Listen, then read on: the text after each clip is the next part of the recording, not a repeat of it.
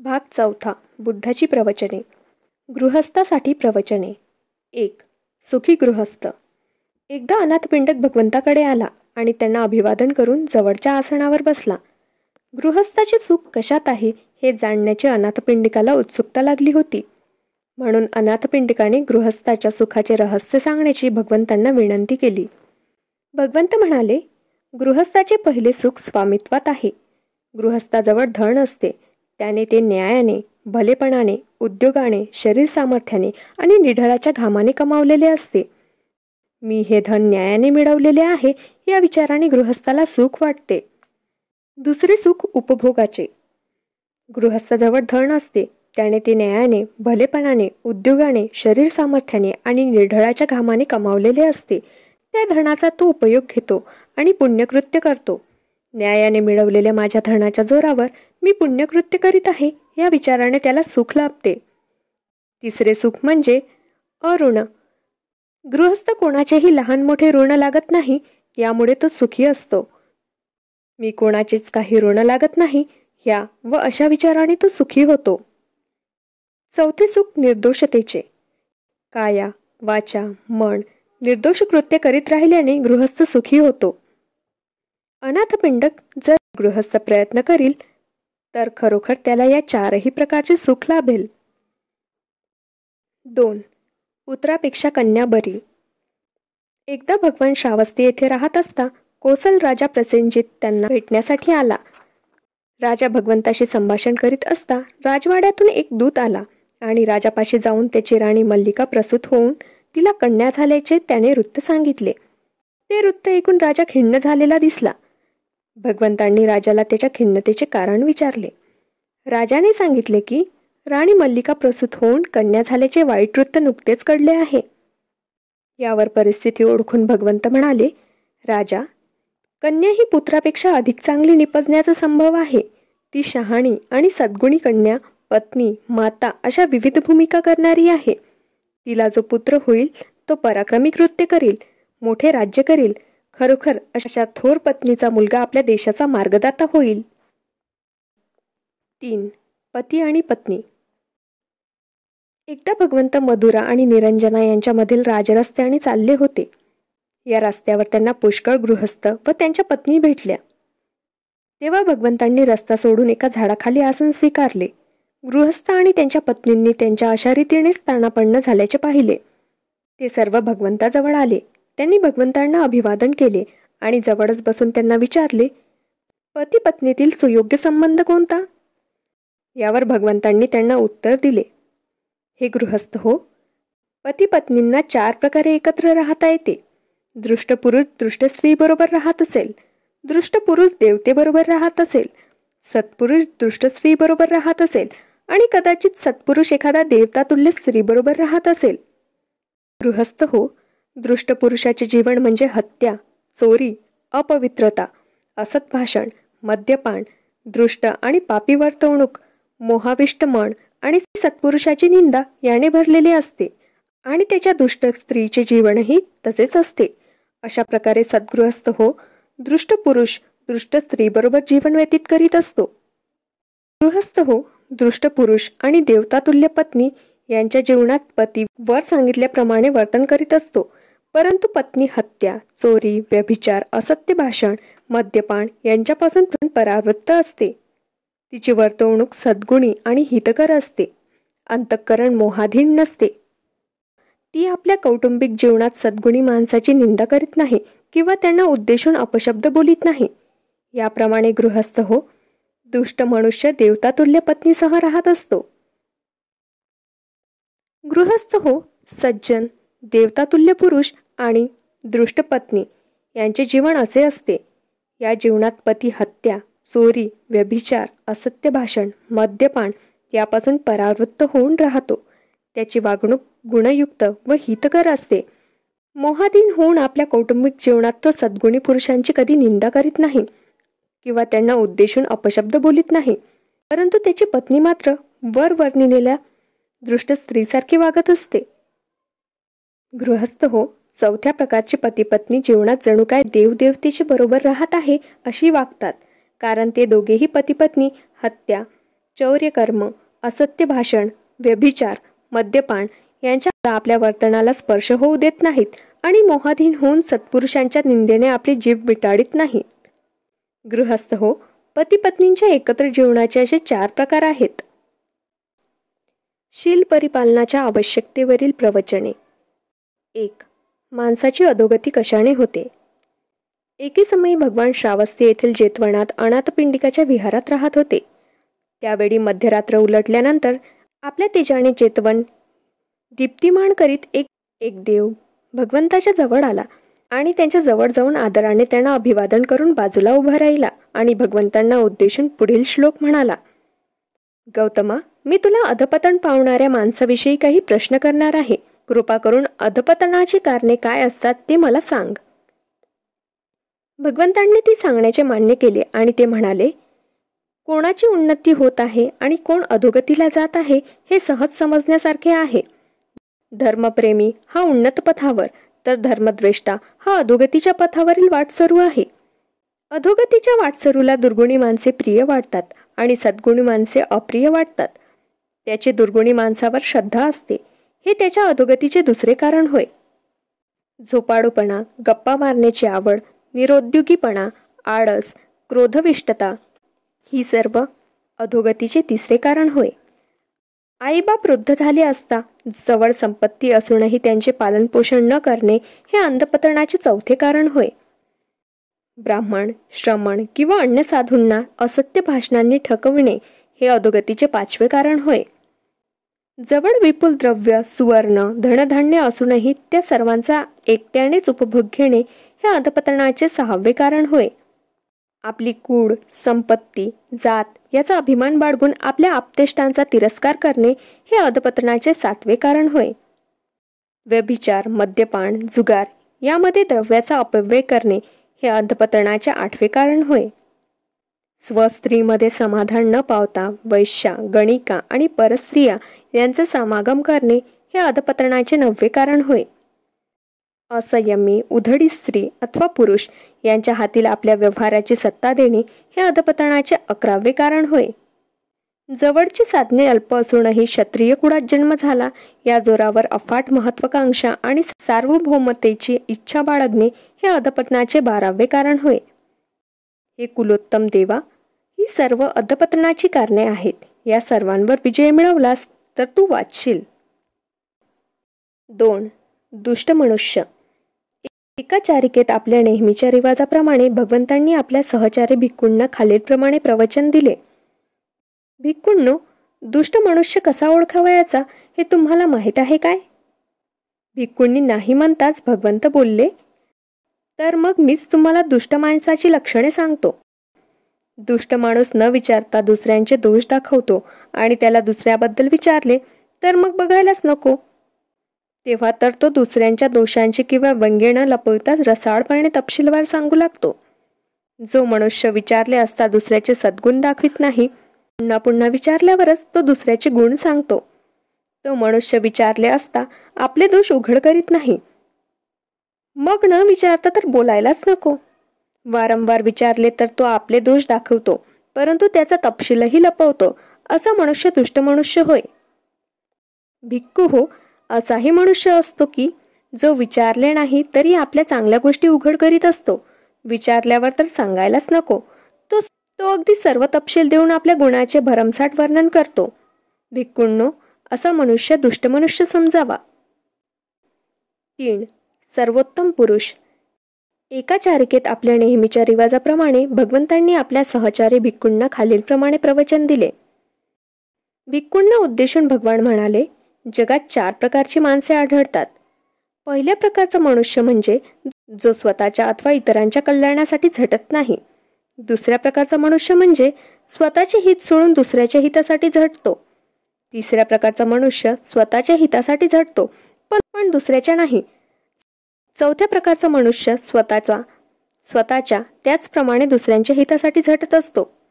जो स्वतःच्या अथवा दुसऱ्यांच्या हितासाठी झटत नाही तो मनुष्य दोन्ही बाजूला पेटलेल्या आणि मध्ये शेणाने माखलेल्या चितेवरील मशालीसारखी आहे. ती गावात वा वनात इंधन म्हणून उपयोगी येत नाही. त्याप्रमाणेच तो मनुष्य जगाला आणि स्वतःलाही निरुपयोगी आहे.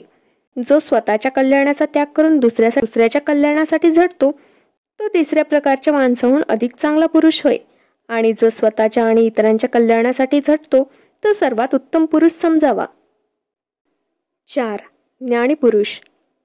एके समयी भगवान उत्कट आणि सेतब्ब या 2 नगरांच्या मधील राजरस्त्यापर्यंत पोहोचले असता त्यांना द्रोण नावाचा एक ब्राह्मण त्यांच्यासारखाच प्रवास करीत असताना भेटला.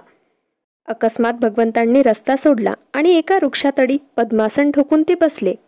भगवंताच्या पावलामागून जात असणाऱ्या त्या ब्राह्मण द्रोणाला त्या तेजस्वी, सुंदर, संयमी, शांत आणि संयत मनाच्या आणि सामर्थ्यशाली मनाच्या भगवंतांचे दर्शन झाले. भगवंताजवळ जाऊन तो म्हणाला, आदरणीय महाशय, आपण देव तर नाहीत? नाही ब्राह्मणा, मी खरोखर देव नाही. आपण गंधर्व तर नव्हेत? नाही नाही ब्राह्मणा, मी गंधर्व नाही. मग आपण यक्ष तर नव्हे? नाही नाही ब्राह्मणा, मी यक्ष नव्हे. तर मग आपण मनुष्य नाही काय? नाही ब्राह्मणा, मी मनुष्यही नाही. भगवंताची अशी उत्तरे ऐकल्यावर तो ब्राह्मण द्रोण म्हणाला, तुम्ही देव आहात का, गंधर्व आहात का, यक्ष आहात किंवा मनुष्य आहात असे विचारले असता आपण नाही म्हणता, तर मग आदरणीय महाशय, आपण आहात तरी कोण? ब्राह्मणा, जोपर्यंत मी माझ्या अंगाच्या आसवांचा निराश केला नव्हता तोपर्यंत मी खरोखर देव, गंधर्व, यक्ष आणि मनुष्य होतो. पण आता मी आसवांपासून मुक्त झालो आहे आणि मुळाचे विच्छेदन करून बैठकच नाहीशी केलेल्या तालवृक्षासारखा झालो आहे. त्या वृक्षाला जसे अंकुर फुटणार नाहीत त्याप्रमाणे माझेही आहे. ज्याप्रमाणे जलात जन्म घेणारी कमलता पाण्यातून वर येते आणि तरी सुद्धा पाण्याचा कलंक तिला चिकटत नाही, त्याप्रमाणे हे ब्राह्मणा, मी जगात जन्मास आलो, जगात वाढलो आणि जगावर विजय मिळवून जगाच्या कलंकाला अस्पृष्ट असा राहिलो. म्हणून हे ब्राह्मणा, तुम्हाला एक तथागत असे समज. 5. न्यायी आणि सज्जन असा पुरुष. भिक्खूंना उद्देशून भगवान म्हणाले, माणसे 4 प्रकारची असतात. जर तुम्हाला सज्जन आणि न्यायी पुरुष ओळखायचा असेल तर या 4 प्रकारे भेद तुम्ही जाणले पाहिजे. भिक्खूंनो, एका प्रकारची माणसे स्वकल्याणासाठी झटतात परंतु परकल्याणाचा विचारही करत नाही. अशा प्रकारची माणसे स्वतःमधील विषय वासनेचे निर्मूलन करतात, परंतु दुसऱ्यांनी विषय वासनेचा त्याग करावा म्हणून त्यांनी कधीही आग्रहाने सांगित नाही. ते आपल्या मनातील क्रोधाचे निर्मूलन करतात, परंतु दुसऱ्यांना क्रोधाचा त्याग करण्याबद्दल निक्षून सांगित नाहीत. ते स्वतःमधील अविद्येचे निर्मूलन करतात, परंतु ते दुसऱ्यांना त्यांच्या अविद्या निर्मूलनासंबंधी आग्रहाने सांगित नाहीत. असा पुरुष स्वतःच्या कल्याणाचा मार्ग चोखाडीत असतो, परंतु तो दुसऱ्याच्या कल्याणासाठी झटत नाही. दुसऱ्या प्रकारची माणसे ही परहितासाठी झटतात, स्वहितासाठी झटत नाहीत. ते आपल्या अंगच्या विषय वासना, क्रोध आणि अविद्या यांच्या निर्मूलनाचा प्रयत्न न करता दुसऱ्यांना मात्र तसे करण्यासाठी आग्रहाने सांगत असतात. भिक्खू हो, अशा प्रकारची माणसे दुसऱ्याच्या हितासाठी निश्चित झटतात, परंतु स्वतःच्या नाही. भिक्खू हो, तिसऱ्या प्रकारची माणसे स्वहितासाठी अथवा परहितासाठीही झटत नसतात. असा मनुष्य स्वतःच्या ठिकाणची विषय वासना, क्रोध आणि अविद्या यांचे निर्मूलन करीत नाहीत, त्याप्रमाणेच दुसऱ्यांनाही तसे करण्याचे सांगत नाही.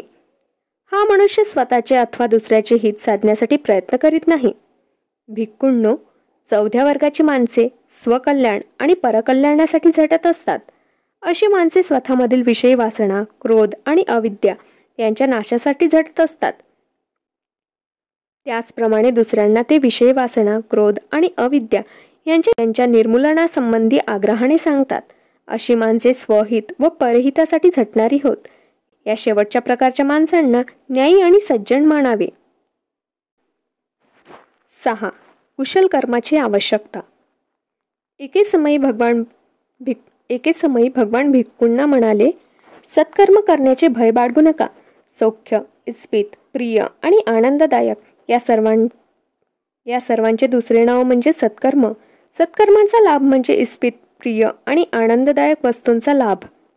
या गोष्टीचा मी अनुभव घेतला आहे आणि त्याची ग्वाही मी देऊ शकतो. मी वारंवार स्वतःला विचारतो, हे जे मी फळ चाकीत आहे ते कोणत्या कृत्याचा परिणाम? मला जे सध्या सौख्य आणि शांती लाभली आहे तो कोणत्या सत्कर्माचा परिपाक आहे? आणि त्याचे उत्तर मला असे मिळते की हे 3 प्रकारच्या सत्कर्माचे फळ आहे. दान, शील, संयम ह्या त्या 3 सत्कर्माचा परिपाक होय. शुभ, उत्सवमय, आनंददायक आणि धन आणि धन्य ती प्रभात, तोच खरा शुभ दिन, तोच खरा सुखमय क्षण. ज्यावेळी शुभ कर्मे, शुभ वचन, शुभ विचार आणि शुभ इच्छा ह्या त्यांच्या कर्त्याला शुभ लाभ घडवून देतात, ती वेळ आणि तो दिवस खरोखरच शुभ आणि आनंददायक होय. ज्यांना असा लाभ होतो, समृद्धी मिळते, ते खरोखरच सुखी होत. तुम्हीही त्याचप्रमाणे समृद्ध, निरामय आणि आपल्या आप्तेष्टांसह सुखी व्हावे. 7. शुभ संकल्पाची आवश्यकता. एके समय श्रावस्तेतील जेतवनात राहत असता भगवान भिक्खूंना उद्देशून म्हणाले, पवित्र आणि सुखी जीवनासाठी शुभ संकल्प करण्याची अत्यंत आवश्यकता आहे. कोणते शुभ संकल्प करावेत हे मी तुम्हाला सांगतो, ते ऐका. असा शुभ संकल्प करा की आयुष्यभर मी आपल्या मातापितरांचे परिपालन करीन. मी माझ्या कुळातील कुलपतींचा आदर करीन. माझी वाणी सदैव मृदू राहील. मी कोणासंबंधीही वाईट बोलणार नाही. स्वार्थाचा कलंक प्रक्षाळून मी माझे अंतःकरण स्वच्छ करीन. औदार्याने शुद्ध हस्ताने दान करण्यात आनंद मानित राहीन. आपल्याला जे लाभले त्याचा भाग दुसऱ्याला देण्यात समाधान मानीन. वर मागण्यास योग्य असा मी पुरुष होईल. आयुष्यभर शांत राहील. क्रोध उत्पन्न झाला तर त्याचा तात्काळ मी निरोध करीन. भिक्खूंनो, हे 7 प्रकारचे संकल्प आहेत, जे केले असता तुम्ही सुखी आणि पवित्र व्हाल. सदाचरणावरील प्रवचने. 1. सदाचरण म्हणजे काय? एके समयी भगवान एका थोर भिक्खू संघासह कोसल जनपदात चारिका करीत असता ते कोसलच्या झाला नावाच्या गावी आले. ही वार्ता झालामधील ब्राह्मण कुलपतींच्या कानी आली. त्या भगवान बुद्धाचे दर्शन घेणे बरे असल्याचे वाटल्यावरून झाला ग्रामचे ब्राह्मण भगवंताकडे आले आणि कुशल विचारून बाजूला स्थानापन्न झाले. त्यांनी भगवंतांना सदाचरणाचा अर्थ स्पष्ट करायला सांगितले. त्या श्रवणोत्सुक ब्राह्मणास भगवंतांनी सांगितले, शारीरिक दुराचरणाचे आणि दुष्टपणाचे 3 प्रकार आहेत. वाचिक आणि वैचारिक दुराचरणाचे अनुक्रमे 4 व 3 प्रकार आहेत. शारीरिक दुराचरणाचे प्रकार येणेप्रमाणे. यात मनुष्य पारधी म्हणून आपल्या रक्तरंजित हाताने हिंसाधीनतेने सजीव प्राण्याची निर्दयतेने हत्या करीत असतो. दुसऱ्या प्रकारचे शारीरिक दुराचरणात मनुष्य जे आपल्या हाती नाही ते घेतो. गाव आणि जंगल यामधील लोकांची मालमत्ता चोरून आपलीशी करतो. तिसऱ्या प्रकारच्या दुराचरणात माता पिता, बंधू भगिनी यांच्या स्वाधीन असलेल्या वांगनिश्चयी होऊन वांगनिश्चयाचा माला धारण करणाऱ्या कन्येशी व्यभिचार करणे याचा समावेश होतो. वाचिक दुराचरणात प्रथम खोटेपणा मोडतो. यामध्ये सभेत अथवा गावच्या, कुटुंबाच्या, राजाच्या अथवा आपल्या व्यवसायाच्या श्रेणीमध्ये परिषदेसमोर साक्ष देताना जे माहीत नाही ते माहीत आहे, जे माहीत आहे ते माहीत नाही, जे पाहिले नाही ते पाहिले, पाहिले ते पाहिले नाही, अशा तऱ्हेची स्वार्थाची अथवा कुणा माणसासाठी अथवा यत्किंचित लाभाच्या अभिलाषेने मनुष्य जाणून बुजून साक्ष देतो. दुसऱ्या वाचिक दुराचरणात चुगलखोरीचा समावेश होतो. या दुराचरणात मुक्त असलेला मनुष्य माणसाची मने दुसऱ्या माणसाविरुद्ध कलुषित करण्यासाठी इथे काणी पडलेल्या गोष्टी तिथे सांगत सुटतो. असा मनुष्य माणसामधील ऐक्य मोडणारा, कलागती लावणारा असतो.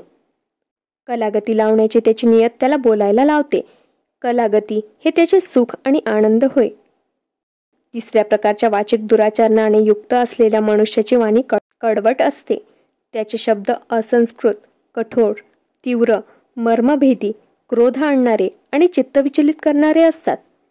चौथ्या प्रकारच्या दुराचरणाने युक्त असलेला मनुष्य म्हणजे सदैव बडबड करणारा माणूस. तो बडबडताना आपण सत्य सांगत आहोत की नाही, काही हितकर बोलतो आहोत किंवा नाही याचा विचार करीत नाही. त्याच्या बोलण्यातही धर्म नसतो, नीतीहीन असते. काहीतरी शूद्र, अनुचित, पोरकट, ज्याला बुंधा नाही शेंडा नाही अशी निरर्थक बडबड तो नेहमी करीत असतो. वैचारिक दुराचरणाचा पहिल्या प्रकारात लोभ विकृतीचा समावेश होतो.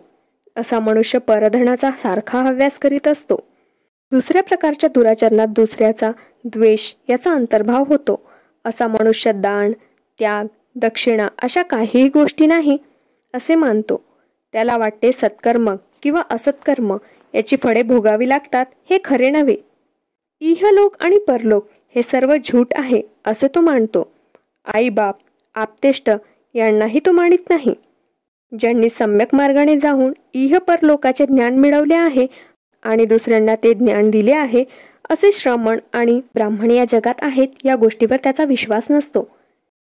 याच्या उलट शारीरिक, वाचिक आणि वैचारिक सदाचरणाचे अनुक्रमे 3, 4 आणि 3 प्रकार आहेत. शारीरिक सदाचरणाच्या पहिल्या प्रकारात मनुष्य कोणत्याही जीवाची हत्या करण्यास पराडमुख असतो. आपला दंडा किंवा तलवार याचा त्याग करतो. तो निरपराधी व दयामय बनतो. सर्व सजीव प्राण्यांसंबंधी करुणामय असे जीवन जगत असतो. दुसऱ्या प्रकारचे शारीरिक सदाचरण म्हणजे दिल्याशिवाय दुसऱ्याचे न घेणे आणि प्रामाणिकपणे जगणे. तिसऱ्या प्रकारात सर्व प्रकारच्या वैषयिक मिथ्याचारांचा त्याग करणे, अव्यभिचारी राहणे याचा समावेश होतो.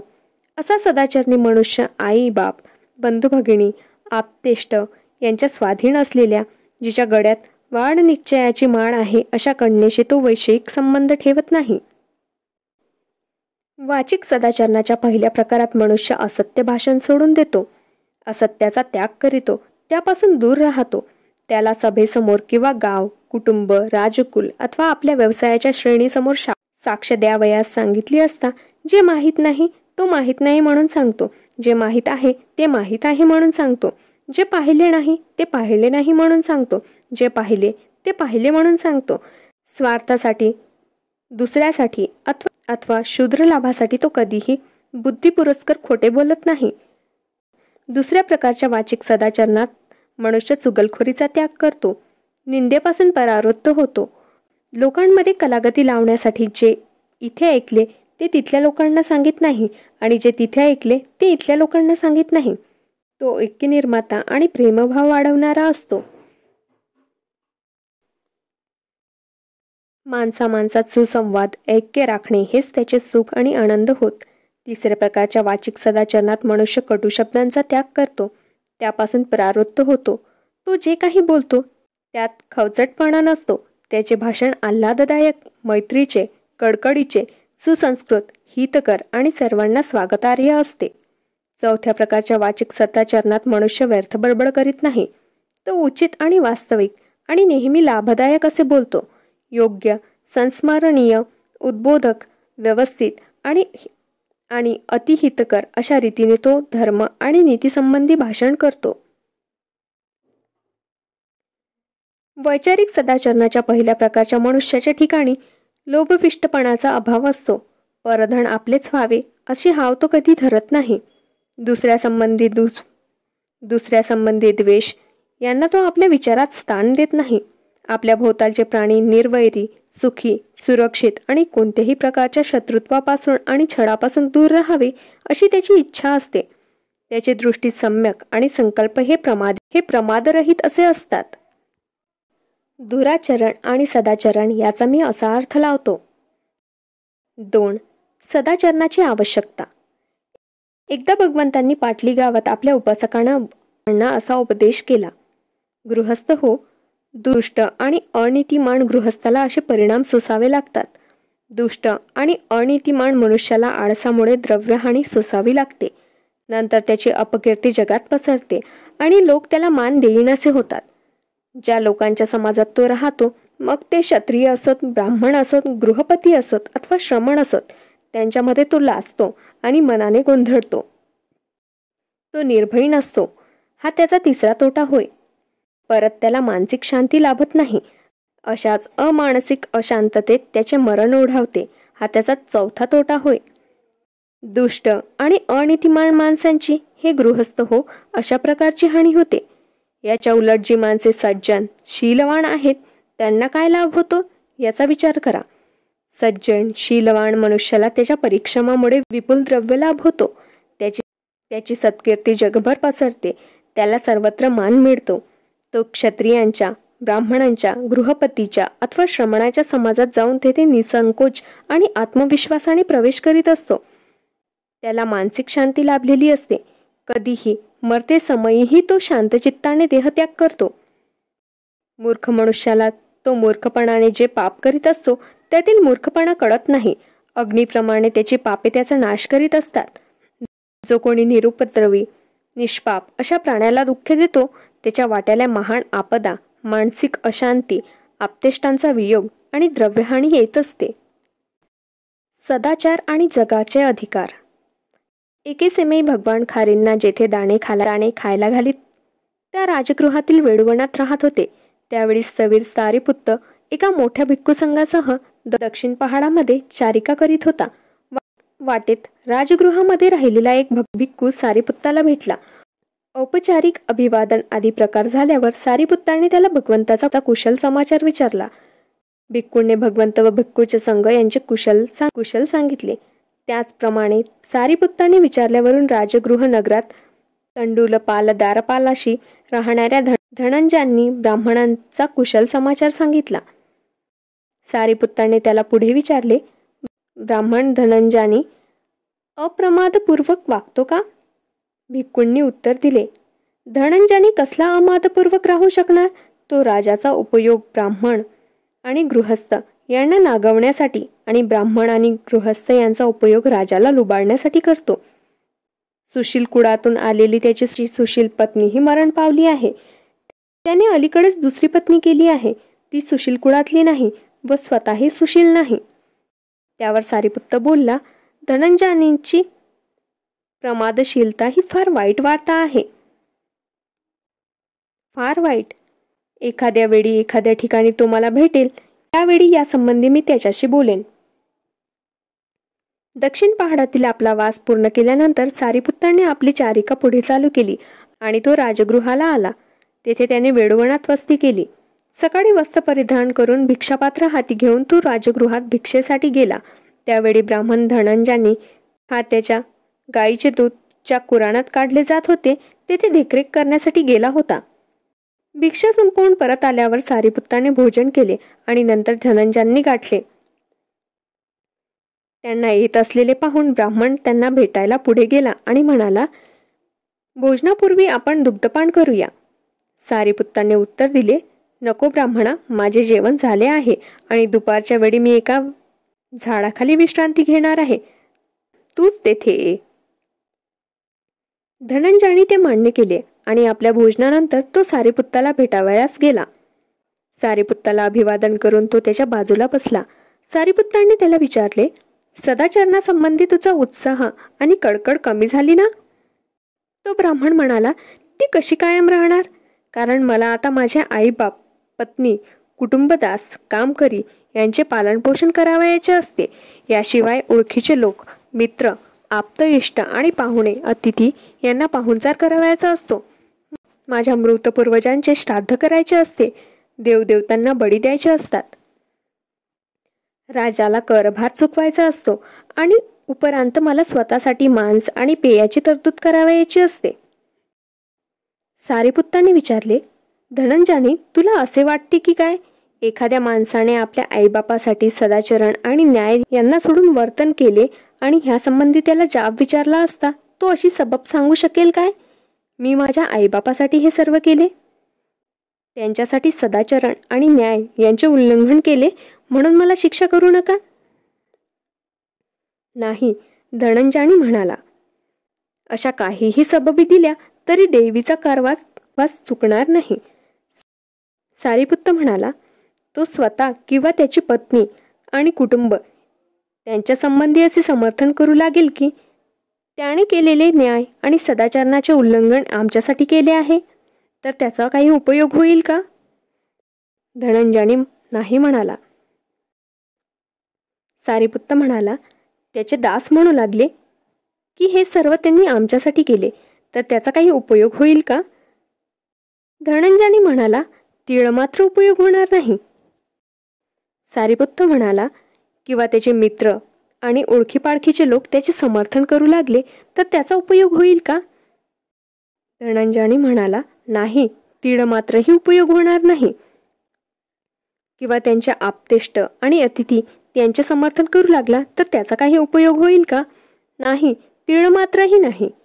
किंवा जर त्याचे भूत, पितर, देवदेवतांसाठी किंवा राजासाठी त्यांनी हे केले असे समर्थन करू लागले तर ते चालेल काय? नाही, तीळ मात्रही चालणार नाही. तो किंवा इतर लोक त्याने केलेले सदाचरणाचे आणि न्यायाचे उल्लंघन हे आम्हाला अन्न आणि पेय मिळवून देण्यासाठी केले असे समर्थन करू लागले तर त्याचा काही उपयोग होईल का? धनंजयाने नाही म्हणाला. सारीपुत्त म्हणाला, जो आपल्या आईबापासाठी न्याय आणि सदाचरणाचे उल्लंघन करतो आणि जो कसलाही वेळ आला तरी न्याय सदाचरणाचा मार्ग सोडित नाही, यापैकी धनंजयाने कोणता मनुष्य अधिक चांगला ठरतो? धनंजयाने उत्तर दिले, दुसऱ्या प्रकारचा, कारण न्याय आणि सदाचरणाने वागणे हे अर्थातच त्याच्या उल्लंघनापेक्षा श्रेयस्कर आहे. धनंजयाने आपल्या आईबापांचे पोषण करण्याचे न्याय आणि सदाचरणाचे दुसरे मार्ग आहेत. त्यासाठी दुष्कृत्य करण्याची आवश्यकता नाहीत आणि हे मार्ग पत्नी, कुटुंब आणि इतर सर्वांच्या परिपोषणास मोकळे नाहीत काय? सारीपुत्ताने विचारले. धनंजयाने म्हणाला, सारीपुत्ता, ते मार्ग मोकळे आहेत. यानंतर सारीपुत्ताच्या या भाषणाने प्रसन्न होऊन त्याचे आभार मानून धनंजयाने उठला आणि आपल्या गृही परत गेला. 4. सदाचरणात परिपूर्णता कशी साधता येईल? श्रावस्ती येथे जेतवनात भगवान वास करीत असता त्यांच्याकडे 500 उपासक आले. त्यात धाम्मिक हा होता. धाम्मिकाने भगवंतांना विचारले, कोणत्या तत्वाच्या परिपालनाने आपल्या अनुयायांना सदाचरणात पूर्णता साधता येते? मी आपणाला हा एक प्रश्न विचारित आहोत. याचे कारण माणसाचे कल्याण कशात आहे हे ठरवण्यात आपल्यासारखा दुसरा कोणी नाही. सुशिक्षित जैन आणि परिव्राजक यांनाही आपल्या मतखंडनात यश आले नाही. वयोवृद्ध सुशिक्षित ब्राह्मण आणि ज्यांना आपले मत मांडण्याची फार हौस, त्या सर्वांनी आपला विमोचक सिद्धांत मान्य केला. आपला विमोचक सिद्धांत समजायला कठीण असला तरी तो आपण इतका सुलभ करून दाखवता की तो ऐकण्यासाठी सर्व उत्सुक असतात. भगवान, म्हणून माझ्या प्रश्नाचे उत्तर द्या. ही दैवी विद्या आपल्या मुखातून आम्हा उपासकांना ऐकू द्या. उपासकांच्या संबंधीच्या करुणेने भगवंतांनी उत्तर दिले, ऐका तर. मी आपणाला शुद्धाचरणाची तत्वे सांगित आहे, ती ऐकावी आणि तदनुसार वर्तन करावे. हत्या करू नका, देहांत शासन करू नका, हिंसेला अनुज्ञा देऊ नका, कोणत्याही प्रकारचे जीवाला, मग तो सबल असो अथवा दुर्बल असो, दुःख देऊ नका. उपासकांनी स्वतः चोरी करू नये, दुसऱ्याला चोरी करण्याची परवानगी देऊ नये अथवा चोरीला समर्थनही दर्शवू नये. जे स्वेच्छेने दिले जाते तेवढेच घ्यावे. अब्रह्मचर्य जणू काय अग्नीची गर्त आहे असे समजून त्याचा त्याग करावा. ब्रह्मचर्य साधत नसेल तर निदान विवाहित परस्त्रीशी समागम करू नये. सभात, न्यायगृहात अथवा नेहमीच्या संभाषणात असत्य बोलू नये. त्याचप्रमाणे असत्य भाषणाला प्रोत्साहन व संमती देऊ नये. असत्याचा त्याग करावा. उपासकांनी मद्यपान करू नये, दुसऱ्याला मद्य पाजू नये, मद्यपानाला संमती देऊ नये. मद्यपानाने बुद्धिभ्रंश होतो हे लक्षात ठेवा. मद्यपान करणारे मूर्ख पाप करतात आणि आपल्या इतर उपासक बांधवांना पापास प्रवृत्त करतात. तेव्हा हे बुद्धिभ्रंश करणारे व्यसन हा मूर्खपणा आणि मूर्खांचा स्वर्ग ह्यापासून परावृत्त व्हा. हत्या करू नका, चोरी करू नका, खोटे बोलू नका, उन्मादक पेय सेवन करू नका, व्यभिचार करू नका, गंधमाला धारण करू नका, आपला बिछाणा भूमीवर पसरा. प्रत्येक उपोषणाच्या दिवशी हे व्रत ग्रहण करा आणि शुद्ध अंतकरणाने हे अष्टांगिक व्रत सणासारखे पाळा. प्रातःकाळी हे व्रत ग्रहण करून धर्मशाली व श्रद्धायुक्त चित्ताने याचकांना अन्नपाणी दान करा. आपल्या आईबापांचा मान राखा, चांगला व्यवसाय करीत जा. या मार्गाचे एकनिष्ठेने अवलंब करणारा उपासक उच्चपद प्राप्त करील. 5. सदाचरणाच्या मार्गावर सहचरण्याची वाट पाहायची आवश्यकता नाही. रणसंग्रामातील हत्ती शरप्रहार सहन करत असतो, त्याप्रमाणे जगात मी माणसाचे कडू शब्द सहन केले पाहिजेत. हत्तीला माणसाळून युद्धात नेतात. माणसाळलेल्या हत्तीवरच राजा आरोहण करतो. त्याचप्रमाणे ज्याला कटू शब्दाने राग येत नाही तोच सर्वोत्कृष्ट सुसंस्कृत मनुष्य होय. शिकवलेली खेचरे चांगलीच असतात. सिंधू देशातील जातिवंत अश्व आणि बलवान गजराज हे सर्व खरोखर चांगले असतात, परंतु या सर्वाहून आत्मसंयमी पुरुष श्रेष्ठ असतो. अश्व, गज ही सर्व वाहने आपल्याला निर्वाणाला नेऊ शकत नाहीत.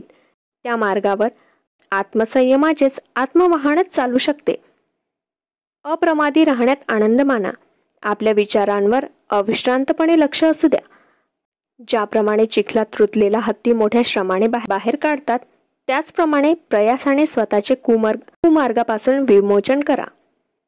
सद्वर्तनी, दृढ मनाचा आणि बुद्धिमान असा सहप्रवासी तुम्हाला आढळला तर आपल्या सर्व चिंता मागे टाकून आनंदाने त्याच्या मागून चालू लागा.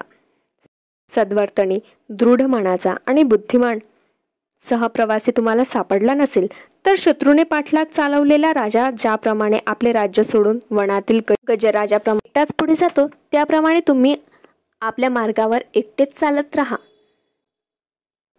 एकांत पत्करा, परंतु मूर्खाची मैत्री नको.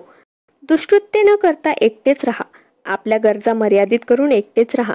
वनातील गजराज एकटाच खात फिरतो, त्याप्रमाणे एकांत पत्करा. कुविचार मनातून उखडून टाका. ते उखडून टाकण्याचा मार्ग असा आहे. जरी दुसरे उपद्रव करीत असले तरी मी उपद्रव करणार नाही असा निग्रह करून कुविचार उखडून टाका. जरी दुसरे हत्या करीत असले तरी मी हत्या करणार नाही. जरी दुसरे चोरी करीत असले तरी मी चोरी करणार नाही. जरी दुसरे पवित्र जीवन आचरित नसले तरी मी ते आचरणारच. दुसरे खोटे बोलित असले, निंदा करीत असले, विरुद्ध बोलत असले तर तसे मी करणार नाही. जरी दुसरे लोभाविष्ट असले तरी मी परधनाचा लोभ धरणार नाही. जर दुसरे मत्सरी असले तरी मी इतरांच्या बद्दल सदिच्छा बाळगेन. जरी दुसऱ्यांची दृष्टी, संकल्प, वाणी, कृती, उपजीविकेचे मार्ग, साधना, स्मृती, समाधी चुकीची असली तरी तुम्ही मात्र सम्यक दृष्टी, सम्यक संकल्प, सम्यक वाचा, सम्यक कर्म, सम्यक उपजीविका, सम्यक व्यायाम, सम्यक स्मृती आणि सम्यक समाधी या अष्टांग मार्गाचा अवलंब करा. जरी दुसरे आर्य सत्यासंबंधी, मोक्षासंबंधी चुकत असले तरी तुम्ही मात्र त्यासंबंधी बरोबर राहण्याचा प्रयत्न केला पाहिजे. जरी दुसरे आळस, सुस्तपणा यांनी पछाडलेले असले तरी तुम्ही मात्र या दोषातून मुक्त असले पाहिजे. जरी दुसरे गर्वोद्धत असले तरी तुम्ही विनयशीलपणे राहिले पाहिजे. जरी दुसरे शंकांनी पछाडलेले असले तरी तुम्ही निशंक असले पाहिजे. जरी दुसरे क्रोध, दुष्टबुद्धी, द्वेष, मत्सर, लोभ, ढोंग, कपट, निर्बुजपणा, उद्धटपणा, आगाऊपणा, नीतिहीनता, शिक्षणाचा अभाव, सुस्तपणा, गोंधळ, अज्ञान यांनी युक्त असले तरी तुम्ही मात्र त्याच्या उलट असले पाहिजे. निब्बाणावरील प्रवचने. 1. निब्बाण म्हणजे काय? एके समयी भगवान श्रावस्ती येथे अनाथपिंडिकाच्या आश्रमात सारीपुत्तासह राहत होते. तेथे भिक्खूंना उद्देशून भगवंत म्हणाले, भिक्खू हो, ऐहिक मालमत्तेऐवजी माझ्या धम्माचे तुम्ही भागीदार व्हावे आणि हे घडून यावे म्हणून तुमच्या संबंधीच्या करुणेने मी काळजीत असतो. इतके बोलून भगवंत उठले आणि आपल्या गुफेकडे निघून गेले. सारीपुत्त मागे राहिला होता. भिक्खूंनी त्याला निब्बाणाचा अर्थ सांगावयाची विनंती केली. तेव्हा भिक्खूंच्या उत्तरादाखल सारीपुत्त म्हणाला, भिक्खूंनो, लोभ हा अत्यंत अकुशल धर्म आहे. क्रोधही अत्यंत अकुशल धर्म आहे. हा लोभ आणि हा क्रोध याचा निराश कसा करावा हे मध्यम मार्ग शिकवतो. तो पाहायला डोळे देतो, दृष्टी देतो आणि ज्ञान देतो. तो आपणास शांती, प्रज्ञा, बोधी आणि निब्बाण यांच्या मार्गाने नेतो. तो मध्यम मार्ग कोणता? तो अष्टांग मार्गापेक्षा वेगळा नाही. सम्यक दृष्टी, सम्यक संकल्प, सम्यक वाचा, सम्यक कर्म, सम्यक उपजीविका, सम्यक प्रयत्न, सम्यक स्मृती आणि सम्यक समाधी हा मध्यम मार्ग होय. क्रोध, दुष्टबुद्धी, द्वेष, मत्सर, कृपणता, लोभ, ढोंग, कपट, उद्धटपणा, गर्व, सुस्तपणा हे सर्व अकुशल धर्म आहेत. गर्व, सुस्तपणा यांचा निराश करण्याचा मार्ग मध्यम मार्ग होय. तो पाहायला दृष्टी आणि ज्ञान देतो. शांती, प्रज्ञा आणि बोधी यांच्याकडे नेणारा तो मार्ग आहे. निब्बाण म्हणजे दुसरे काही नसून तो अष्टांग मार्ग होय. त्या महास्तवीर सारीपुत्ताच्या भाषणाने ते भिक्खू आनंदित झाले. 2. निब्बाणाची मूलतत्वे. एकदा पूजनीय राधा हा भगवंताकडे आला आणि त्यांना अभिवादन करून बाजूला बसून भगवंतांना त्याने प्रश्न केला, भगवन, निब्बाण म्हणजे काय? निब्बाण म्हणजे विकारापासून मुक्ती. भगवान, परंतु निब्बाणाचे उद्देश काय? निब्बाण स्थितीत राहून पुण्यशील जीवन जगता येते. निब्बाण हेच निब्बाणाचे ध्येय आणि साध्य होय. एकदा भगवंत श्रावस्ती येथील अनाथपिंडिकाच्या जेतवणात वस्ती करीत होते. त्यावेळी भिक्खूंना बोलून ते म्हणाले, भिक्खू हो, नीच लोकांकडे ओढून नेणारी आणि मी तुम्हास सांगितलेली 5 बंधने तुम्हाला आठवतात काय? यावर स्थवीर मालुक्यपुत्त भगवंतास म्हणाला, भगवंत, ती 5 बंधने मला माहीत आहेत. मालुक्यपुत्ता, ती कोणती ते सांग. भगवंत, हे शरीर मी आहे, ही जाणीव, मानसिक अस्थिरता, धार्मिक कर्मे आणि विधी यावर सर्व अवलंबून आहे असे मानणारी नैतिक सदोषता, ऐहिक सुखाने उद्भवणारा उन्माद आणि दुष्टबुद्धी ही भगवंतांनी सांगितलेली माणसाला नीच जगाशी जखडणारी 5 बंधने होत. आणि ही 5 बंधने भगवान मला माहीत आहेत. मालुक्यपुत्ता, कोणाच्या अनुषंगाने ही 5 बंधने मी सांगितली हे तुला माहीत आहे काय? अन्य मार्गाचे अनुयायी अभ्रकाचे उदाहरण देऊन पुढील प्रमाणे बोलून तुला नाव ठेवणार नाहीत काय? मालुक्यपुत्ता, अर्भकावस्थेत आपल्या पाठीवर लोळणाऱ्या अबोध बालकाचे शरीर अविकसित असते, मग त्याच्या ठिकाणी शारीरिक जाणीव कशी निर्माण होईल? त्याप्रमाणेच आपल्या पाठीवर लोळणाऱ्या या अबोध अभ्रकाचे मन अविकसित असते, त्याच्या ठिकाणी मानसिक अस्थिरतेची अवस्था कशी उद्भवणार? हे खरे की तरी सुद्धा त्याच्या ठिकाणी अस्थिरतेची वृत्ते सुप्तावस्थेत असते. मालुक्यपुत्ता, त्याप्रमाणेच ते अभ्रक नैतिक आचार कसा करणार? त्याच्या ठिकाणी धार्मिक विधी आणि कर्मे यावर अवलंबून राहणारी नैतिक सदोषता कशी असणार? तरी सुद्धा त्याच्या ठिकाणी ती वृत्ती सुप्तावस्थेत असते. मालुक्यपुत्ता, त्या अभ्रकाच्या इंद्रिय वासना अविकसित असतात, मग इंद्रिक सुखापासून उद्भवणारा उन्माद ते कसा जाणणार? परंतु तशी वृत्ती सुप्तावस्थेस त्याच्या ठिकाणी असते. शेवटी हे मालुक्यपुत्ता, त्या अभ्रकाच्या दृष्टीने दुसऱ्याच्या जीवनाचं अस्तित्व नाही, मग ते प्राणीमात्रांसंबंधी आपल्या मनात दुष्टबुद्धी कशी धरणार? परंतु तशी वृत्ती त्याच्या ठिकाणी सुप्तावस्थेत असते. मालुक्यपुत्ता, हे अन्य पंथाचे अनुयायी अशा रीतीने लहान अभ्रकाचे उदाहरण देऊन तुला नावे ठेवणार नाहीत काय? भगवंताचे हे भाषण संपताच पूज्य आनंद त्यांना म्हणाला, भगवंत, आता वेळ आली आहे. सुगत आता आपली विश्रांती घेण्याची वेळ आली आहे. धम्मावरील प्रवचने. 1. सम्यक दृष्टीला प्रथम स्थान का? अष्टांग मार्गापैकी सम्यक दृष्टी हे एक थोर तत्व आहे. सम्यक दृष्टी ही श्रेष्ठ जीवनाची प्रस्तावना आणि गुरुकिल्लीच आहे. सम्यक दृष्टीचा अभाव हे सर्व पापांचे मूळ होय. सम्यक दृष्टीची वाढ व्हायला सर्व सृष्ट चमत्कार हे कार्यकारणी भावांची प्रक्रिया आहे, हे पाहायला शिकले पाहिजे. सम्यक दृष्टी म्हणजे कार्यकारणी भावाची ओळख.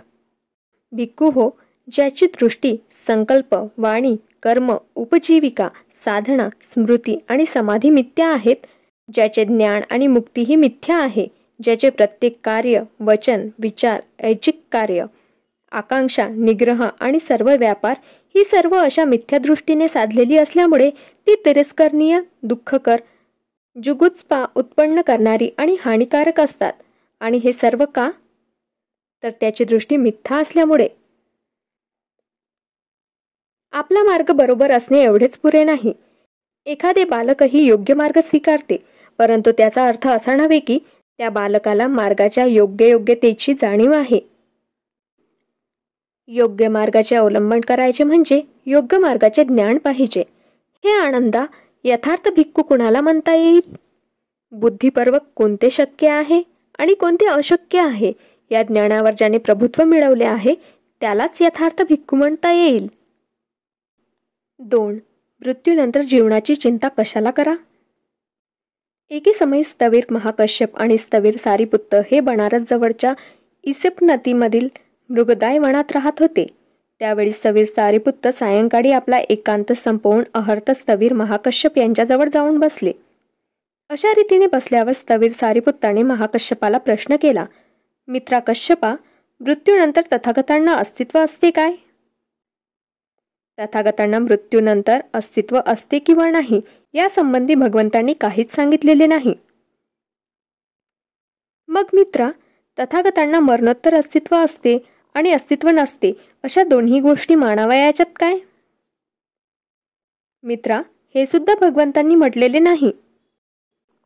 तर मग मित्रा, तथागतांना मरणोत्तर अस्तित्व नाही अथवा नाही असेही नाही म्हणावेच काय? हे सुद्धा भगवंतांनी म्हटले नाही. मित्रा, हे भगवंतांनी का म्हटलेले नाही?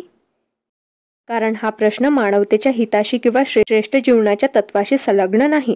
तो प्रश्न आपणाला प्रज्ञा किंवा निब्बाण यापैकी काहीच साधून देत नाही, आणि म्हणूनच भगवंतांनी या प्रश्नाचे उत्तर दिलेले नाही. 3. देवाची प्रार्थना किंवा त्याचे आवाहन करणे हे व्यर्थ आहे. एकदा भगवंत वसिष्ठाला उद्देशून म्हणाले, ही अचिरवती नदी पुराने भरून दुथडी भरून वाहत असली आणि ज्याला पैलतीरावरती काही काम आहे तो येथे आला आणि त्याला पलीकडे जावयाचे असेल आणि तो ह्या काठावर उभा राहून पैलतीराला उद्देशून बोलू लागला, हे पैलतीरा, इकडे या बाजूला ये.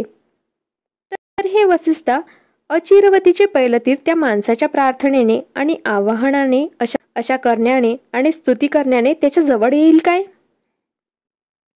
त्याचप्रमाणे हे वसिष्ठा, 3 वेदात पारंगत असलेले ब्राह्मण ज्या गुणांच्या आचरणाच्या मनुष्य ब्राह्मणत्वाला पावतो त्या गुणांचे परिपालन करणे सोडून उलट ज्याच्या योगाने मनुष्य अब्राह्मण बनतो असले आचार करीत म्हणत राहिला की, इंद्रा, तुला आम्ही आवाहन करीत आहोत. ब्रह्मा, तुला आम्ही आवाहन करीत आहोत. ईशान, तुला आम्ही आवाहन करीत आहोत. प्रजापती, तुला आम्ही आवाहन करीत आहोत. तर वसिष्ठा, हे ब्राह्मण आपल्या आवाहनाने, प्रार्थनेने, अशा करण्याने आणि स्तुती करण्याने आपल्या मृत्यूतर ब्रह्माबरोबर एकरूप होतील काय? खरोखर असे कधीच होणार नाही. 4. विशिष्ट अन्न सेवनाने मनुष्य पवित्र होत नाही. एकदा एक ब्राह्मण भगवंताला भेटायला आणि त्याने त्याच्याजवळच्या अन्नाचा माणसाच्या शिलावर होणाऱ्या परिणामाचा प्रश्न काढला.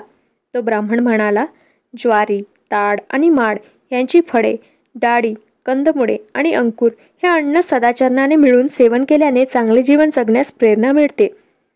मृतमांस खाणे हे वाईट आहे.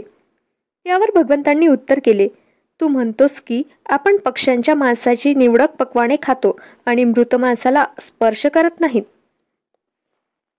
तर मग तू मृत मांसाची व्याख्या कशी करतोस? हत्या करणे, शरीर विद्रूप करणे, मार देणे, बांधून ठेवणे, चोरी करणे, खोटे बोलणे, बनावट गोष्टी घडणे, कपट, व्यभिचार करणे ही सर्व मृतमांस भोजनानेच आहेत, मांसभोजन नव्हे. कामभोगाची लालसा, खाण्याबाबत वकवक, अस्वच्छ जीवन, परमत, असहिष्णुता ही सर्व मृतमांस भोजनेच आहेत, मांसभोजने नव्हेत. कोणाचेही त्याची मागून निंदा करणे, कौर्य, विश्वासघात, अनिर्वाय, सर्व शूद्र, कृपणता ही मृत मांस भोजने आहेत, मांसभोजने नव्हेत. राग, लुच्चेगिरी, विद्रोह, कपट, द्वेष, फुशारकी, गर्व, कुसंगती ही मृत मांस भोजने आहेत, मांसभोजन नव्हेत. नीच जीवन, निंदा, अफरातफर, फसगत करणे, लाडीलबाडी करणे, दुष्टपणे दुसऱ्याची दुष्कीर्ती करणे ही मृत मांस भोजनेच आहेत, मांसभोजने नव्हेत. हत्येस, चौर्य कर्मास प्रवृत्त करणारे सर्व अपराध शेवटी माणसाला नरकात ओढतात, ते सर्व मृतमांस भोजनेच आहेत, मांसभोजने नव्हेत. शंका घेणे हाच ज्याचा स्वभाव असा माणूस मांस-मत्स्य सेवनापासून परावृत्त झाला, वस्त्राचा त्याग करून दिगंबर अवस्थेत राहू लागला, शिरावर जटामुकुट वाढवू लागला आणि शिरोमुंडन करू लागला, वस्त्राऐवजी कातडी परिधान करू लागला, यज्ञयाग करू लागला, पुण्यार्जनासाठी तपश्चर्याचा अवलंब करू लागला, तीर्थात निमज्जन करू लागला, आहुती देऊ लागला आणि दुसरेही क्रियाविधी करू लागला, तरी तो कधीही पापरहित होऊ शकणार नाही. आपल्या इंद्रियावर प्रभुत्व मिळवा, आपल्या सामर्थ्याने संयम करावयास शिका, सत्याची कास धरा आणि करुणामय व्हा. जो सत्पुरुष सर्व बंधनांचा त्याग करून दुःखावर विजय मिळवतो त्याने काहीही ऐकले, पाहिले तरी त्याला दोष लागत नाही. भगवंताची ही उच्च विमोचक सत्ये, मृतमांस म्हणजे काय याचे केलेले निरूपण आणि दुःख निरोधाची शिकवण ऐकून तो ब्राह्मण भगवंतापुढे नम्र झाला आणि भिक्खू संघात आपणाला समाविष्ट करून घ्यावे अशी त्याने विनंती केली. 5. अधोगतीचे कारण दुष्कर्मे, अन्न नव्हे. आमगंध नावाचा एक ब्राह्मण हिमालयात आपल्या शिष्यगणासह राहत असे. तो आणि त्याचे शिष्य मत्स्यमांस खात नसत. प्रतिवर्षी आपला आश्रम सोडून ते क्षार आणि आम्ल पदार्थाच्या शोधार्थ खाली उतरत असत. ज्या गावात ते उतरत तेथील रहिवासी 4 महिनेपर्यंत मोठ्या सन्मानाने त्याच्या आदरातिथ्य करीत असत. एकदा भगवंतांनी त्या गावाला भेट दिली. भगवंताचे धम्म निरूपण ऐकून ते गावकरी त्यांचे श्रावक बनले. त्या वर्षी आमगंध आणि शिष्यगण प्रतिवर्षाप्रमाणे त्या गावात आले असता ग्रामवासियांनी त्यांच्या संबंधी फारसा उत्साह दाखवला नाही. भगवंत मत्स्य मासांच्या सेवनाला निषेध करीत नाही हे ऐकून तो खिन्न झाला. या गोष्टीचे खरे खोटे करून घेण्यासाठी श्रावस्ती येथे जेतवनात भगवंत राहत होते त्याच्याकडे जाऊन तो म्हणाला, जे बाजरी, चिंगुल्लाचे दाणे, वाटाणे, खाद्य पालेभाज्या आणि कंद, कोणत्याही वेलीची फळे ही सुमार्गाने मिळवून सेवन करतात ते आपल्या सुखासाठी असत्य भाषण करीत नाहीत. परंतु तू तर लोक जे काही देतात ते चांगल्या प्रकारे शिजवलेले, माल मसाला लावलेले, स्वच्छ आणि उत्कृष्ट खातोस. जो कोणी तांदूळाचे असलेले बनवलेले पदार्थ खातो तो आमगंध खातो. पक्ष्यांच्या मांसातच निश्चित अन्न खाताना मजवर आमगंध सेवनाचा आरोप येत नाही असे म्हणतोस. मी तुला विचारतो, ह्याचा अर्थ काय? ज्याला तू आमगंध म्हणतोस ते आहे तरी काय? भगवंतांनी उत्तर दिले, जीवहिंसा करणे, ताडन, बंधन, चौर्यकर्म, असत्य भाषण, अफरातफर, फसवणूक, शिल्लक गोष्टीचे ज्ञान आणि व्यभिचार ही आमगंध होत. मांस सेवन आमगंध नव्हे. या जगात जे पुरुष आपल्या सुख उपभोगात संयमरहित असतात त्यांना मधुर वस्तूंचा लोभ असतो. अपवित्र कार्याशी ज्याचा संबंध असतो, जे विचाराने उच्छेदवादी आणि कपटी असतात, ज्यांची वर्तणूक समजायला कठीण असते, ते आमगंध असतात. मांस सेवनाने त्यांचा आमगंधाचा दोष लागत नाही. या जगात जे उद्धट, कर्कश, निंदाप्रिय, विश्वासघातकी, निर्दय, अतिशय अहंकारी व अनुदार असतात आणि दुसऱ्यांना काहीच देत नाहीत ते लोक आमगंध दोषाने युक्त होतात. मांस शासनाने मनुष्य आमगंध दोषयुक्त होत नाही. राग, गर्व, हटवादीपणा, शत्रुत्व, कपट, द्वेष, फुशारकी मारणे, आत्यंतिक अहंकार, पापी मनुष्याची संगत यांच्या योगाने मनुष्याला आमगंधाचा दोष जडतो, मांस शासनाने नव्हे. ज्याची नीती वाईट आहे, जे घेतलेले कर्ज देण्याचे नाकारतात, जे निंदा करीत असतात, आपल्या व्यवहारात जे लुच्चगिरीने वागतात, जे ढोंगीपणा करतात, असे दुष्कृत्य करणारे नीच माणसे ही आमगंध दोषाने युक्त होत. मांसासनाने आमगंध दोष लागत नाही. जी माणसे सजीव प्राण्याशी संयम राखून वागत नाहीत, जे परधन हिरकावून परपीडा कराव्यास सदैव सिद्ध असतात, जे अनितिमत्ता, क्रूर, कर्कश असतात आणि दुसऱ्याचा उपमर्द करणारी ज्यांची वृत्ती असते ते सर्व आमगंध दोषयुक्त होत. मांसशास्त्राने आमगंधाचा दोष जडत नाही. जे लोभाने अथवा शत्रुत्वाने सजीव प्राण्यावर छापा घालतात ते सदैव दुर्बुद्धीने प्रेरित झाल्यामुळे मरणोत्तर अंधारात सापडतात आणि नरकात कोसळतात, ते आमगंधी होत. मांसशास्त्राने आमगंधाचा दोष जडत नाही.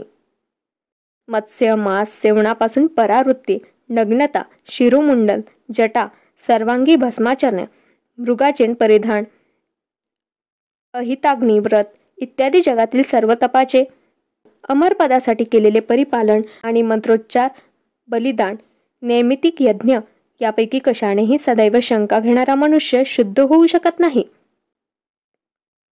ज्याने आपली इंद्रिये जिंकली आहेत, जो त्यांचा संयम करतो, जो धर्मनिरत आहे, सरळपणा, मार्दव यात ज्याला आनंद वाटतो, ज्याच्या ठिकाणी विषयासक्ती नाही, ज्याने दुःखनिरोध केला आहे, तो सुज्ञ मनुष्य जे पाहतो किंवा ऐकतो त्यापैकी कशाच्याही आहारी जात नाही. आमगंधाचा दोष दुष्कृत्यामुळे घडतो, मनसे मास्याच्या सेवनाने नव्हे. 6. देह प्रक्षालन पुरेसे नाही. एकदा भगवंत श्रावस्ती येथे राहत होते. संडगाग नावाचा ब्राह्मणही तेथे राहत होता. तो स्नानवादी होता आणि जलप्रक्षालनाने स्वतःला शुद्ध करण्याच्या आचाराचे तो अवलंबन करीत असे. रात्रंदिवस स्नान करणे हा त्याचा स्वभावच झाला होता. एकदा महास्तवीर आनंद सकाळच्या प्रहरी चिवर धारण करून भिक्षापात्र आणि एक चिवर घेऊन श्रावस्तीत भिक्षेसाठी निघाला. श्रावस्तीत फिरून मिळवलेली भिक्षा खाल्ल्यानंतर तो भगवंताच्या बाजूला अभिवादन करून बसला आणि म्हणाला, भगवान या श्रावस्तीत संडगाग नावाचा स्नानवादी ब्राह्मण असून स्नानाने स्वतःला शुद्ध बनवण्याच्या कर्मात तो मग्न असतो. रात्रंदिवस स्नानापलीकडे त्याला काहीच दिसत नाही. भगवंतांनी करुणा करून त्या ब्राह्मणाची भेट घेतली तर बरे होईल. भगवंतांनी आपल्या मौनाने त्याला संमती दर्शवली. दुसऱ्या दिवशी सकाळी भगवंत चिवर चढवून व एक चिवर आणि भिक्षापात्र हाती घेऊन ब्राह्मणाच्या घराकडे निघाले. तेथे जाऊन ते आसनावर बसले. संडगाग ब्राह्मण भगवंताच्या जवळ आला. त्याने त्याचे स्वागत केले आणि कुशल प्रश्न झाल्यावर त्याच्या बाजूला बसला. तो स्थानापन्न झाल्यावर भगवंतांनी त्याला विचारले, ब्राह्मणा, लोक म्हणतात तू स्नानवादी असून रात्रंदिवस स्नान करून स्वतःला शुद्ध बनवण्याचा प्रयत्न करीत आहेस, हे खरे आहे का? श्रमण गौतम, हे सर्व खरे आहे. मग हे ब्राह्मणा, हे स्नानव्रत धरून तुला काय मिळणार आहे? गौतमा, हे व्रत कशासाठी आहे? दिवसात जे काही पाप मी करतो ते त्याच संध्याकाळी मी धुवून टाकतो. अशा रीतीने माझ्या या स्नानव्रताने मी स्वतःला शुद्ध राखण्याचा प्रयत्न करीत आहेत. भगवान म्हणाले, धर्म हा एक तडाग आहे. तो स्वच्छ व निर्मल आहे. जे या तडागात निमज्जन करतात ते सर्व धर्मज्ञ आणि सर्वांग शुद्ध होऊन पैलतीराला जातात. यावर तो संडगाग ब्राह्मण म्हणाला, वा, छान. श्रमण गौतम, मला आपला शरणागत उपासक कर. आजपासून मरेपर्यंत मी आपला आश्रय करणार. 7. पवित्र जीवन म्हणजे काय? एकदा चारिका करीत असता आपल्याबरोबर असलेल्या भिक्खूंना उद्देशून भगवान बुद्धांनी खालील प्रवचन केले.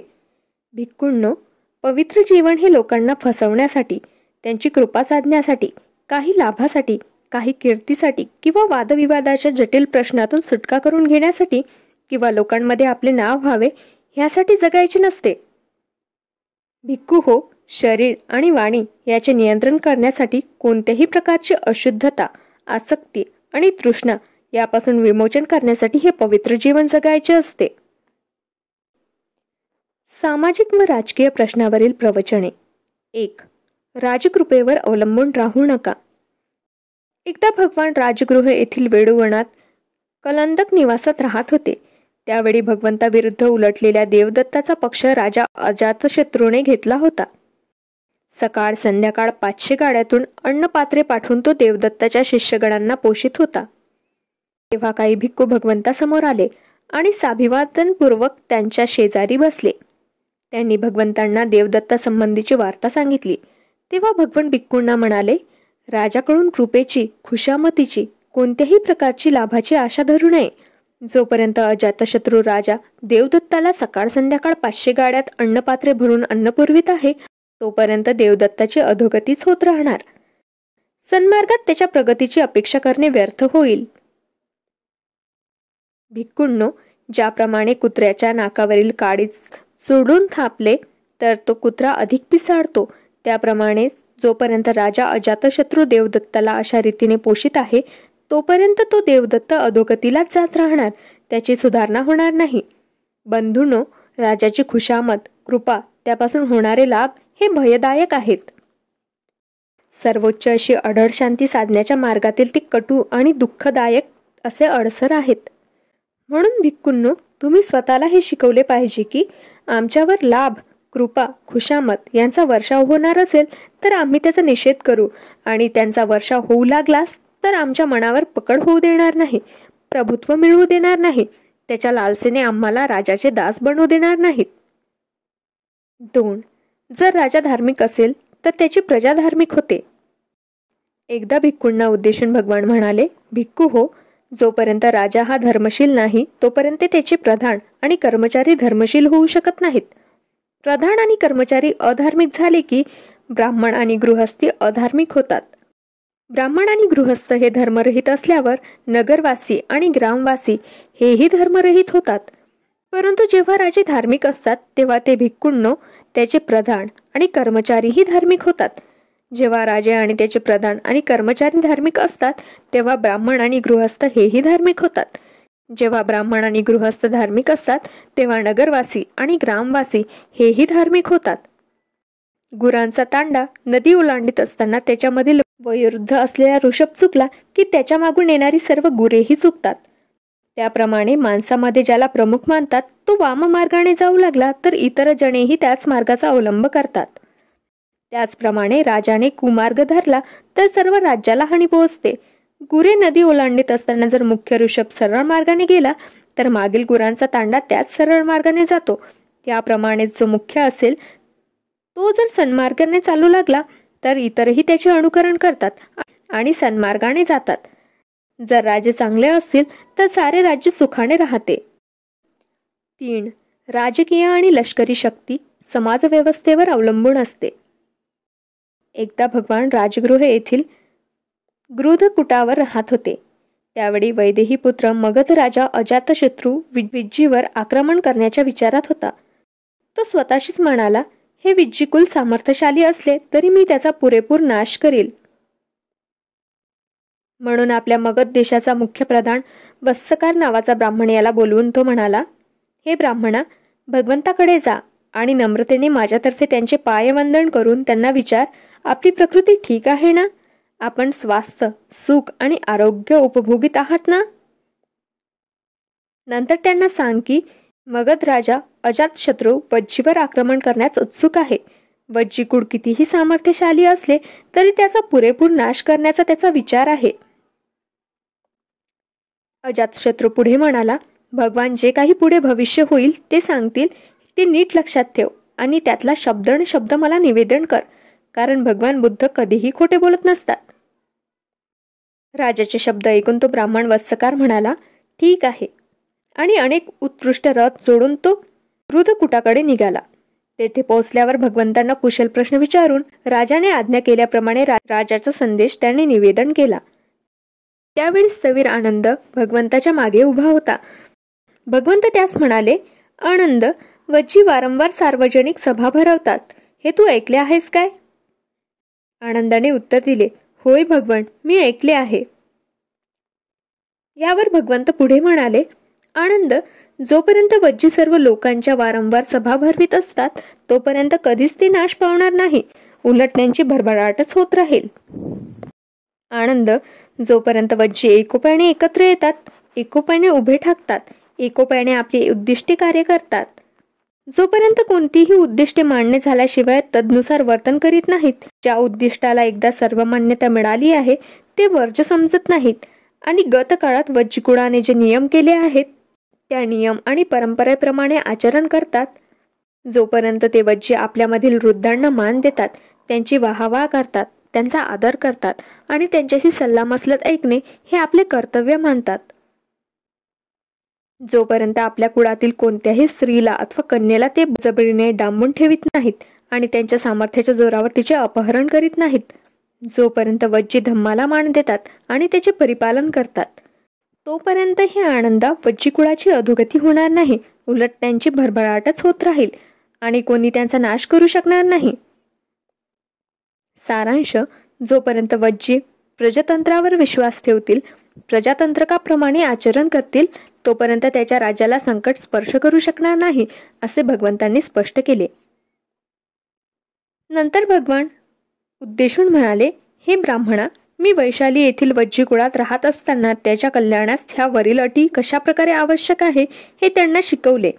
तेव्हा तो ब्राह्मण म्हणाला, तर मग वज्जी जोपर्यंत या वहिवाटाचे परिपालन करीत आहेत तोपर्यंत त्याची अधोगती न होता त्याचे कल्याणच वृद्धिंगत होणार असे आम्ही म्हणावेचे तर. हे गौतमा, मगध राजाला वज्जीचा पाडाव करता येणार नाही असे तुझे म्हणणे दिसते. असे बोलून वत्सकार उठून राजगृह येथे आपल्या राजाला भगवंताचे शब्द सांगावयाला निघून गेला. 4. युद्ध हा चुकीचा मार्ग आहे. एकदा मगध राजा अजातशत्रू याने आपले अश्वदळ पायदळ गोळा करून पसे नदी राजाच्या काशी विभागावर स्वारी केली. पसे नदीनेही स्वारीचा वृत्तांत ऐकून घोडदळ पायदळाचे सैन्य जमवले आणि तो अजातशत्रूला तोंड द्यावयास निघाला. त्या दोन्ही सैन्याचे युद्ध झाले. अजातशत्रूने राजा पसे नदीचा प्रभाव केला आणि पसे नदीने शेवटी आपली राजधानी श्रावस्ती येथे माघार घेऊन राहिला. श्रावस्तीमध्ये राहणारे भिक्खू भिक्षाटन करून परत आले आणि त्यांनी भगवंतांना त्या दोन राजाचे युद्ध आणि पसे नदीची माघार या संबंधीचे वृत्त सांगितले. भगवंत म्हणाले, भिक्खू हो, मगध राजा अजातशत्रू म्हणजे जगातील साऱ्या दुष्टपणाचा ठेवा आहे. उलट राजा पसेनदी हा जगातील चांगुलपणाचा मित्र आहे. सध्या तरी पसेनदी राजाला पराभूत मनुष्य म्हणून दुःखात रात्र काढावी लागणार आहे. विजयातून द्वेष जन्मास येतो, जिताला दुःखाचा काळ कंठावा लागतो. परंतु जो शांत आहे आणि क्रोधरहित आहे तो सुखात राहतो, कारण अशा माणसाच्या गावी जय आणि पराजय याची वार्ताच नसते. पुन्हा असे घडले की त्या दोन राजाचे पुन्हा युद्ध जुंपले, परंतु त्या युद्धात कौशल राजा पसेनदी याने अजातशत्रूचा पराभव करून त्याला जिवंत पकडले.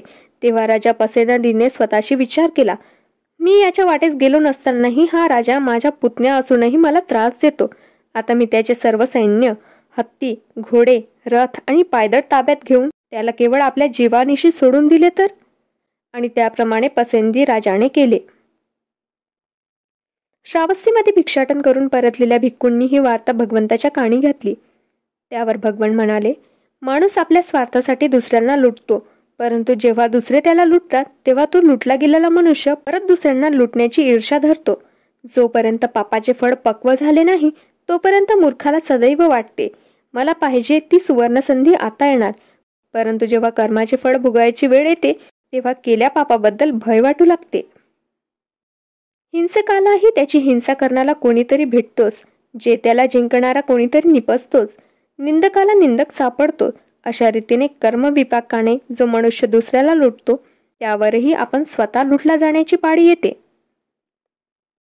5. शांती स्थापन करणाऱ्या जेत्याची कर्तव्ये. जेव्हा जेता शांती स्थापन करण्याची सत्ता मिळवतो त्यावेळी जितावर गुलामगिरी लादण्याचा नसला तरी त्याची अधिकाधिक मानखंडना करण्याचा अधिकार सांगू लागतो. या विषयावर बुद्धाचे मत अगदी वेगळे आहे.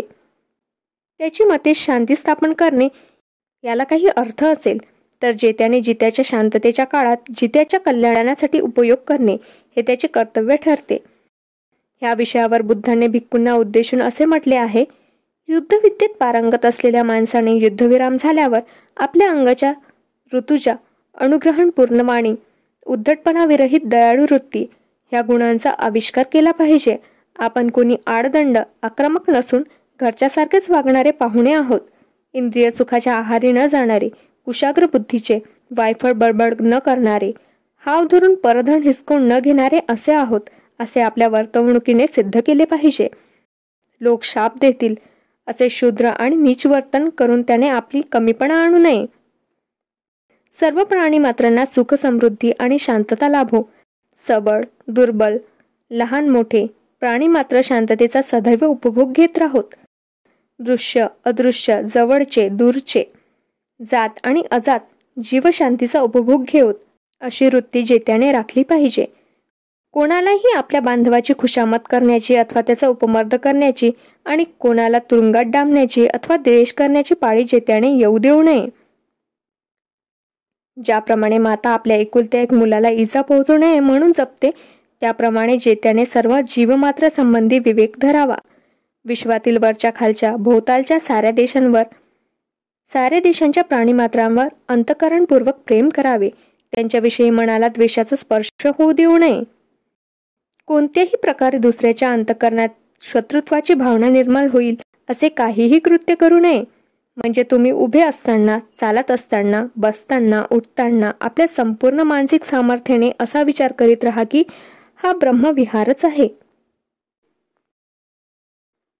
मित्रांनो, व्हिडिओ आवडल्यास लाईक करा आणि अशाच नवनवीन माहितीसाठी आपल्या चॅनलला सबस्क्राईब करा.